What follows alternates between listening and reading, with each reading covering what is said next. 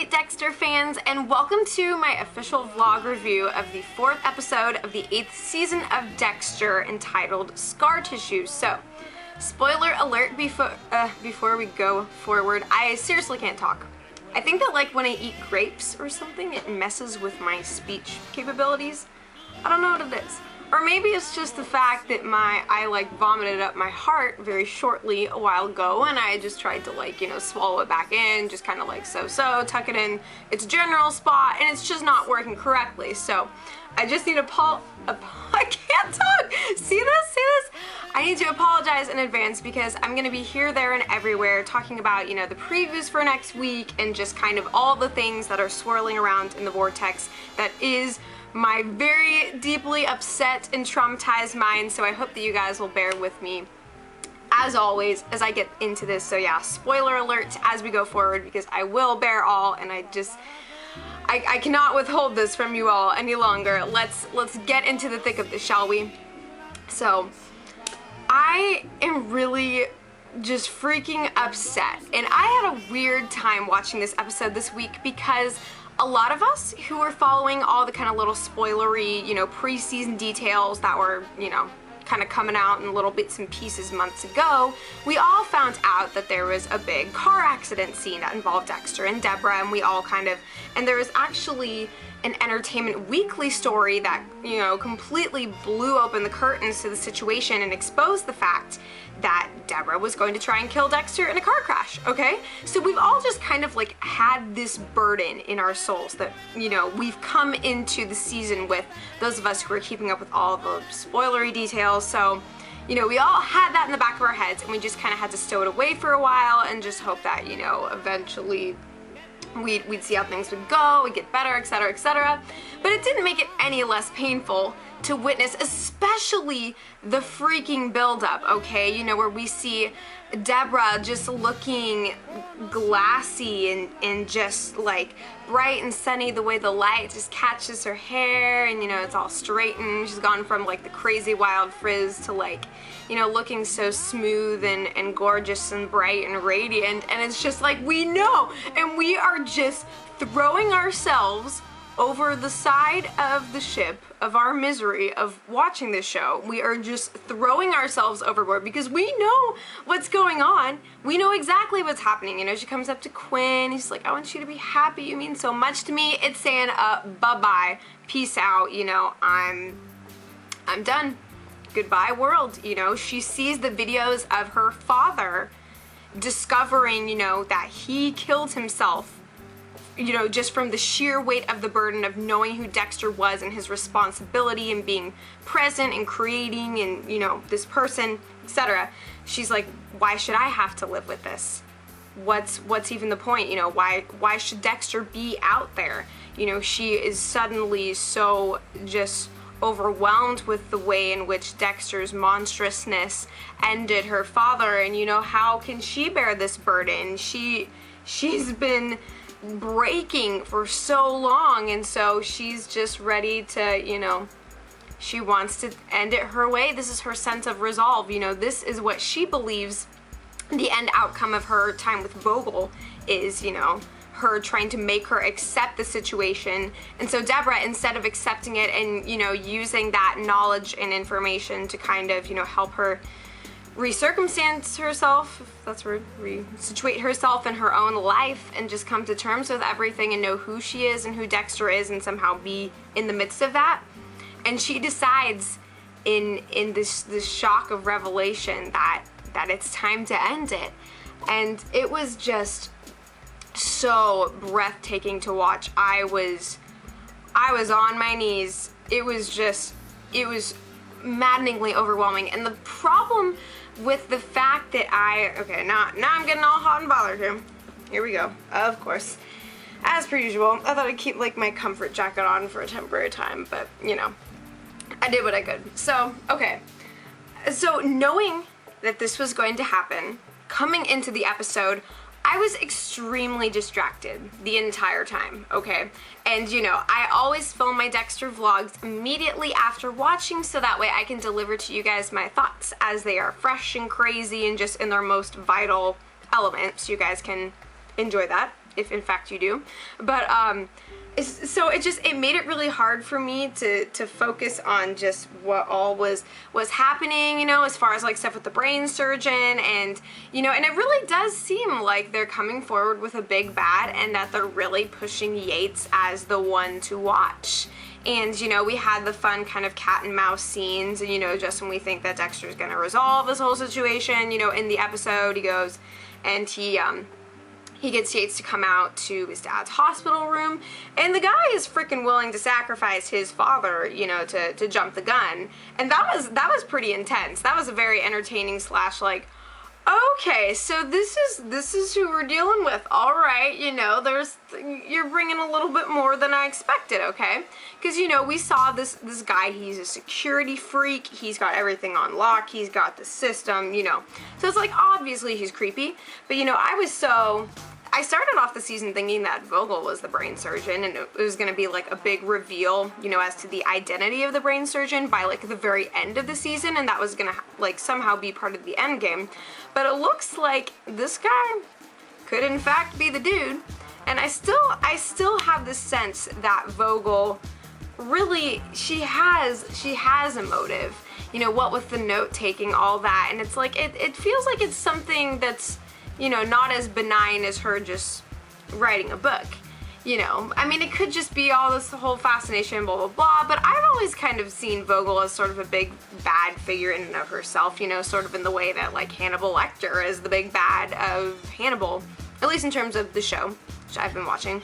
And so, you know, I've kind of had this sort of Hannibal sense about her, and so I think that I've built Vogel up in my mind such that, like, there's gonna be a huge reveal with her, and that, you know, everything, it's kind of like those stacking dolls, you know, it's like we're gonna get to the core of it eventually. We start out with kind of this big colossal thing, and piece by piece we're breaking it down and finding, you know, what's at the center. And yeah, so I thought it was really interesting that, you know, this guy's really got some fight in him, and I'd be, you know, they really are kind of giving us some evidence that he could very well be the brain surgeon. You know, we're seeing what Dexter's finding, but I was just very surprised by that, and I was having a really hard time keeping up with it because I was just kind of living from Dexter Deborah Vogel scene to Dexter Deborah Vogel scene, you know, and so I just kept like, I literally blinked out, like, during a few scenes. I was just kind of like, okay, like, where's this gonna go? And then I'm like, oh, okay, oh, things are happening on the screen, that's right, you know? So I was doing my absolute best to keep up with everything, but just knowing what was coming and trying to figure out, you know, like, how it was gonna come about, and just, I was so obsessed and just saturated with knowing the, you know, the direction of the episode that I feel like I missed a lot of things. So I'm definitely going to be rewatching this one soon, and, you know, continue to leave all your thoughts, and, you know, I'll try and reply to as many comments as I can, and hopefully after I've watched the second time so that we can have some good discussions about stuff. But yeah, and, you know, I thought it was kind of interestingly symbolic, you know, how Yates, like, pulls the plug on his papa and jumps out the window. It kind of makes me think about the scenario of what happened with Dexter and his father. You know, it's sort of a reverse situation, because, like, the guy is intentionally willing to sacrifice his father, whereas Dexter thinks that he is accepted by his father at this point, only to discover much later on in his life that his father had a complete breakdown, and realize that bringing the code into violent life, you know, seeing that there are lives involved in the code, and that when the theory takes flight, it's a rather fearsome kind of dragon beast of a monster that nobody wants to deal with.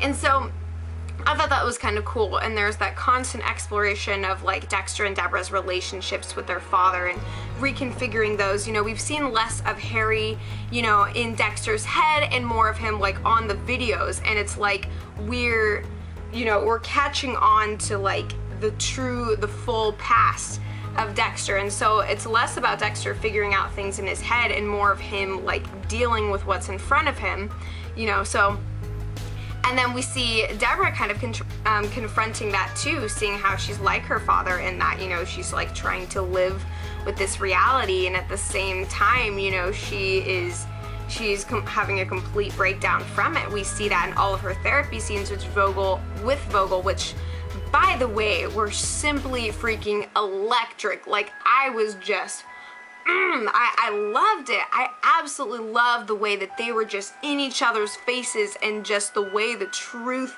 was breaking out. In fact, even the way that the episode started, you know, where Deborah envisions herself killing Dexter. And that kind of is, you know, paralleled. Everything comes full circle. By the very end, it's like, okay, she starts off in a place where she's still not accepting the situation, and Vogel kind of like holds her head down in the water, so to speak, to the point that Deborah wants to end it in that way, in a non-metaphorical sense, just to be done, to be so immersed in this that there's no way that either of them should live with this at all. And that was just like so just devastating. I could not freaking handle it. And I'm especially freaking out in light of the previews at the end where we see Dexter is like freaking pissed. I thought, you know, because Sarah Colleton, you know, one of the main writers, producers on the show, she was talking about how by mid-season, Dexter and Deborah were finally going to be, you know, swimming together and figuring this out, and their bond was going to be stronger than ever before because there would be no more lies between them. And I could definitely see that, and that's what I was anticipating and readying myself for. But we see next episode, Dexter is freaking livid, and I think this is the first time he has ever been angry with Deborah. I mean, even with all the craziness that happened last season and him being with Hannah and her not digging that so much and then Hannah not digging that so much and just, you know, all the women not digging each other and then putting Dexter's in the center of that universe. But this time, I'm really terrified. I don't know. That was such a mean preview.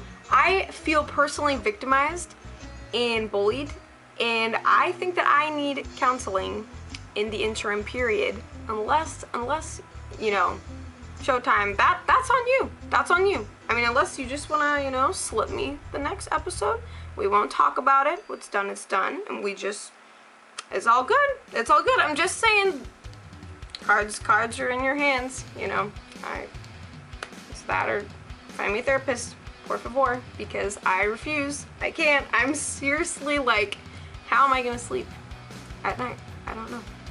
I'm just really stressed. I'm stressed again. It's always like, see, this is, and I think that part of me is just really wigged out because mid-season last season is where I really started to struggle with season 7.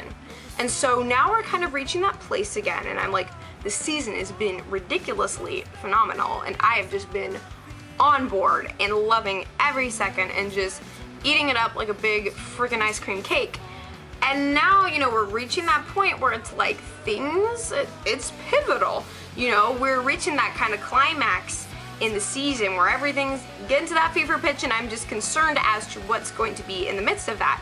Because I know that Hannah McKay is also due to return, so it's like, are they seriously going to rip Dexter and Deborah apart all over again, and then Hannah comes back and just like, and then I don't know. I'm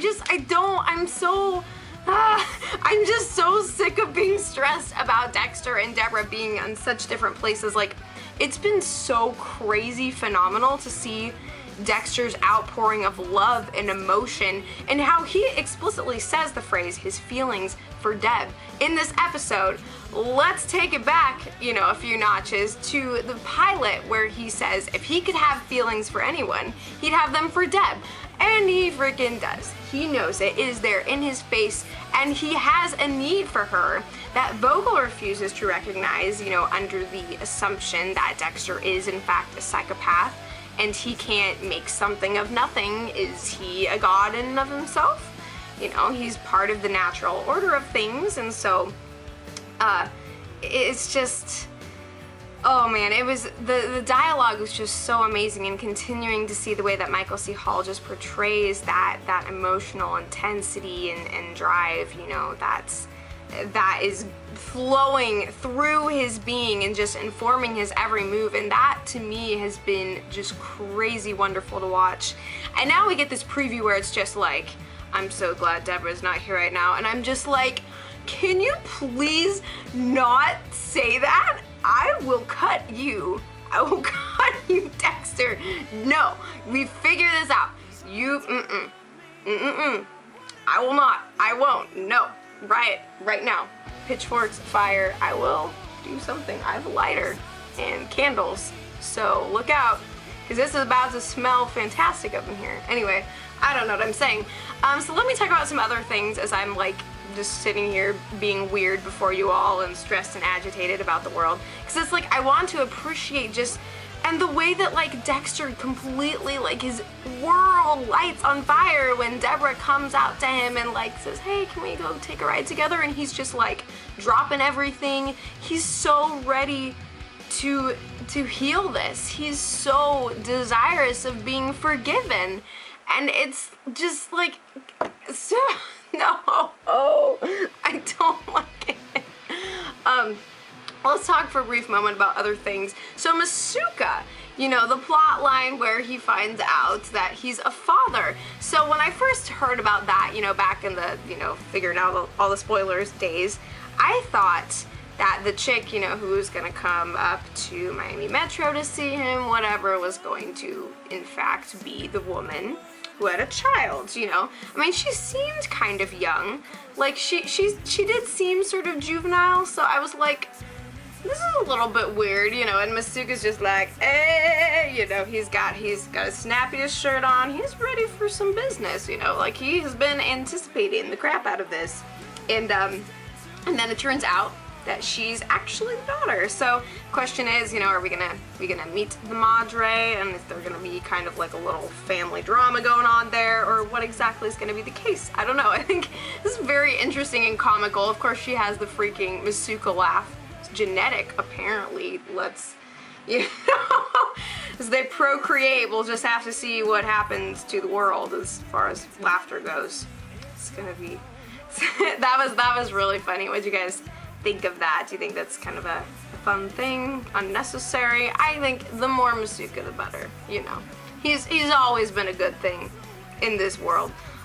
So, you know, there's the tension with Quinn and Batista and the sergeant, and you need to be good enough, and I don't know if I want to be good enough, and then the whole awkward Jamie-Quinn relationship. I just like, I don't know. I really struggle with it because, you know, we can really see that Quinn's the deepest well of his emotions belong to Deborah, and so everything with Jamie just feels so much more contrived, you know. And then it's like, of course, immediately after the bar fight scene, like they do it, and it's like, okay, is everything good now? And it's just like, yeah, okay, all right, you know. I'm just sitting over here like fretting about what on earth is going to happen to Dexter and Deborah, of course, as I assume everyone else is.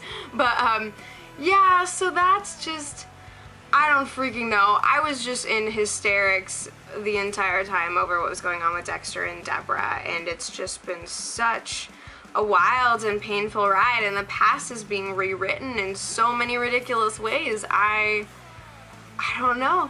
And see, we're reaching a point in the season where I stopped looking at spoilers and information about that stuff. So now we're entering into Mystery Land, and I'm already just stressed as balls about, you know, just where this is going and what things are going to look like with Dexter and Deborah, and, you know, really uncertain about Vogel's role, but continuing to be so mesmerized and compelled by her because she is just innately like, every scene with her, you are just sucked in. There is something about her. And it's just been amazing to see Dexter and Deborah interact with her. Like, she is basically, you know, she's such a mother to both of them, and is filling in so many gaps for them. But at the same time, you know, it's like, can we argue that like Deborah's action at the end is a result of, you know, Vogel's unorthodox methods? Is she going to actually start coming to the realization that Dexter may not in fact be the perfect psychopath? Is he perfect in and of himself, or is she going to be, you know, is the armor slipping? Is it rusting before her eyes, or is she going to stay in stark denial? I mean, apparently she gets kidnapped, so, you know, she's probably gonna have to put on her, you know, her whole shenanigans on hold for a time. But yeah, so what do you think of the brain surgeon, or Yates? You know, is it pretty set in stone that this is the guy? Is this the big bad that's going on here? And you know, I guess I'm not surprised in a sense that, you know, if he is in fact the brain surgeon that they've actually revealed that at this point, because, you know, Hannah's coming and there's just so much more, words, I don't have them, I can't, okay, I'm trying, it's not, no, goodbye. Yeah, so there's just, everything is twisting and changing, and I'm starting to slip in terms of sanity, because I'm just like, the time is running out and I just have so many desires and things that I want to see, and I just need to get on the roller coaster and strap in and go, but it's so hard at this point. So what did you guys think of this episode? I hope that this review was even remotely enlightening for you. Lots of interesting stuff at play. I'm definitely gonna watch the episode again because I feel like I have just been losing it in every way, shape, and form. And where do you think Dexter and Deborah are gonna go from here? Is, you know, like Sarah Colleton said that like their bond is going to be restored and whatnot, but it's like, what is that gonna look like? Is that gonna be them at each other's throats all the time because there's complete honesty? Or like, you know, because Dexter's like found his feelings and his need for her, and then apparently he's gonna be freaking pissed when he finds out that she tried to kill them? Or is he gonna be pissed at Vogel? Or, you know, what is this going to freaking look like? I don't even know. Let's talk about it in the comments because I'm stressed beyond belief and you guys are my saving grace. So I thank you guys so much for watching. Feel free to check out the Flow Discuss link in the comments where you guys can go. It's a cool Dexter forum. You guys can go there and talk and leave thoughts, post videos, etc., and have your own kind of unique personalized experience of talking about Dexter stuff.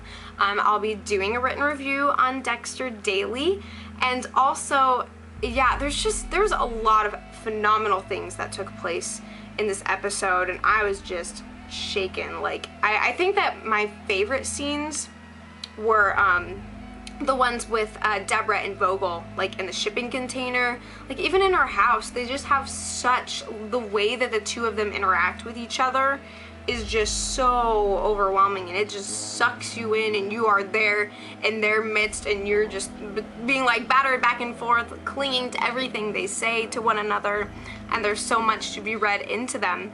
Also, Deborah's relationship with Elway I think is kind of cool as well, and the way that they sort of bonded together over their own family struggles, and the way that he's seeking to know her and just be kind of a source of constancy in this chaos that she's in.